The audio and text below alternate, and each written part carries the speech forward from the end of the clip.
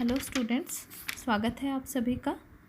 आज हम आपकी पुस्तक के दूसरे कवि सूर्यकांत त्रिपाठी निराला जी द्वारा रचित कविता बादल राग के प्रश्न उत्तर पर चर्चा करेंगे। आपके अभ्यास का पहला प्रश्न है कि बादल राग कविता में बादल से विप्लव की कामना क्यों की गई है। तो इस प्रश्न का उत्तर आप किस प्रकार से लिखेंगे। निराला जी इस कविता में बादल से विप्लव की कामना इसलिए करते हैं क्योंकि बादल हवा पर तैरते हुए पानी के समुद्र का रूप लिए जब भयानक गर्मी से तपती हुई धरती पर बरसता है तो उससे सभी प्राणियों को राहत मिलती है। गर्मी से जलती हुई पृथ्वी जल में नहाकर अनेक प्रकार की वनस्पतियों को जन्म देकर लहराने लगती है।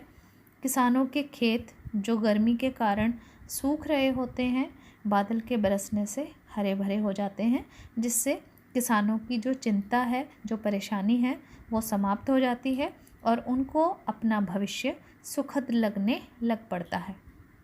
और बादल बरसने से गर्मी से शीतलता, सूखे से हरियाली, अभाव से समृद्धि, निराशा से आशा, दुख से सुख की ओर तथा हानि की जगह उनको लाभ होने लगता है।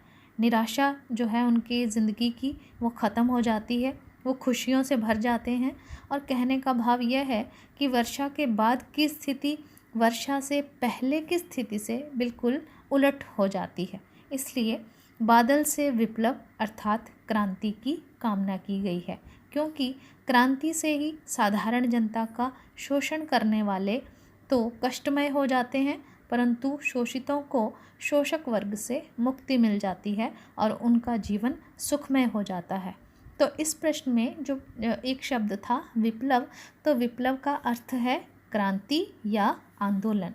और यहाँ पे जो शोषित और शोषक जो शब्द हैं उनका अर्थ है शोषित वो गरीब वर्ग जिसके ऊपर अमीर वर्ग हमेशा से ही अत्याचार करता हुआ आया है, और शोषक अमीर वर्ग को कहा गया है जो अक्सर ही गरीबों के हक को मारने की चेष्टा करता है। तो ये था पहला प्रश्न आप लोगों का, इसका उत्तर। अब दूसरा जो आपका प्रश्न है वो है, हर प्रकार से सुरक्षित संपन्न होते हुए भी शोषक वर्ग विप्लव गर्जन से क्यों भयभीत है।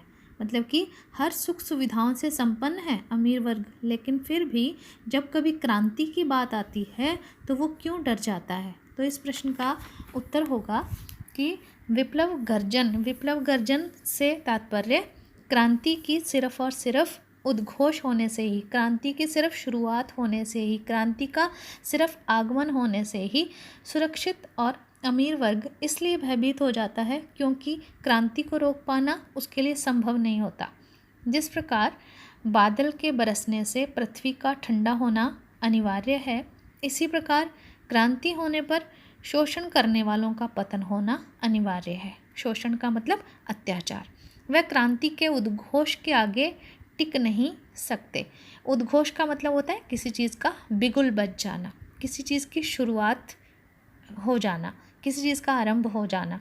और वो जो अमीर वर्ग है वो इसका विरोध कभी भी नहीं कर सकता। क्रांति को मात देने वाला उनके पास कोई अस्त्र शस्त्र हो ही नहीं सकता, क्योंकि शोषित जनता की शक्ति जब सक्रिय होकर क्रांति का रूप लेती है तो वो अजेय हो जाती है। अजेय का मतलब होता है जिसको कोई भी जीत ना सके। उसे रोक पाना अमीर वर्ग के बस की बात नहीं होती। इसलिए शोषक वर्ग या अमीर वर्ग विप्लव गर्जन का मतलब क्रांति की गर्जना से ही भयभीत हो जाता है, डर जाता है। ये था आपका दूसरा प्रश्न बच्चे। अब तीसरा प्रश्न देखिए कि इन पंक्तियों का भाव स्पष्ट कीजिए। ये आपकी कविता की पंक्तियां हैं। चूस लिया है उसका सार, हाड़ मात्र ही है आधार, ये जीवन के पारावार। इस प्रश्न का उत्तर है, निराला जी अपनी इन पंक्तियों में ये भाव रख के उन्होंने ये लिखी हैं ये पंक्तियाँ कि किसान जिन्होंने कठिन परिश्रम कर खेतों में बीज बोए हैं और उनके खेत वर्षा न बरसने से सूखते जा रहे हैं, वह बादल के बरसने के लिए अधीर हो उठे हैं। अधीर का मतलब होता है बेचैन हो जाना। क्योंकि उन्होंने खेतों में काम करते समय इतना कठोर परिश्रम किया है, इतनी मेहनत की है कि उनका शरीर सूख गया है और हड्डियों का ढांचा मात्र ही उनका शरीर अब रह गया है। और उनके लिए एकमात्र सहारा अब कौन है? बादल हैं। और अगर वह बरस जाते हैं तो उनके खेत हरे भरे हो जाएंगे और उनका शरीर भी एक नया जीवन प्राप्त कर लेगा। इसलिए बादल को जीवन का पारावार अर्थात जीवन देने वाला समुद्र कहा गया है। अब बच्चे आप लोगों का चौथा प्रश्न है, प्रमुख कविता का मुख्य संदेश क्या है? कि अगर ये कविता निराला जी ने लिखी है तो इसका संदेश क्या है, उसमें वो कौन सा संदेश दूसरे लोगों को देना चाहते हैं? तो उत्तर है, इस कविता का मुख्य संदेश है कि सभी तरफ से संपन्न समृद्ध जनों का मतलब अमीर वर्ग, उनको क्या चाहिए कि वो साधारण जनता की आवश्यकता के अनुसार सहायता करें, उन पर उपकार करें, उनकी सुख समृद्धि की व्यवस्था करें और जनता का शोषण करने वालों को इस प्रकार दंडित करें कि शोषित वर्ग सदा के लिए शोषण से मुक्त हो जाए। संपन्न लोगों को चाहिए कि वो परिश्रम करने वालों, किसानों और मजदूरों की निस्वार्थ भाव से सहायता करें, उन्हें सुख पहुंचाएं। जिस प्रकार बादल निस्वार्थ भाव से उमड़कर बरसकर किसानों, मजदूरों की मनोकामनाओं को पूर्ण करता है, उनके क्लेश को हर लेता है, उनकी परेशानियों को दूर कर देता है, उनको समृद्धि से भर देता है, उनके खेत लहराने लगते हैं और वे खुशी से झूमने लगते हैं। और बादल ऐसा करते हुए क्रांतिकारी के रूप में कार्य करता हुआ जहाँ शोषण करने वालों को भयभीत करता है और जनता को शोषण से मुक्ति भी दिलाता है। यही इस कविता का मुख्य संदेश है कि अमीर वर्ग जो है वो गरीब वर्ग की हर प्रकार से सहायता करने की चेष्टा करे, उनसे किसी प्रकार का जो उनकी मेहनत का जो फल है वो उनको प्रदान करे और उनकी कमाई से अपनी तिजोरियां भरने की कोशिश ना करे।